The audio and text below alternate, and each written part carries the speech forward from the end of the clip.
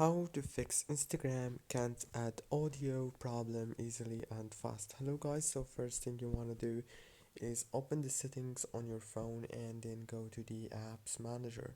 When you open the apps manager, it will take you into this page. So you have to scroll until you find the Instagram app and click on it. When you click on Instagram, it will take you to the app informations page. Click here on force stop and then go to the storage. Click on clear data, clear cache, and after click on those two options, now you have to go back again into the settings on your phone, go to the wireless and networks, and then go to the airplane mode, enable it and then disable it.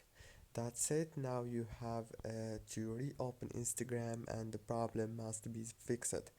That's it guys, don't forget to like, subscribe. Thank you so much for watching.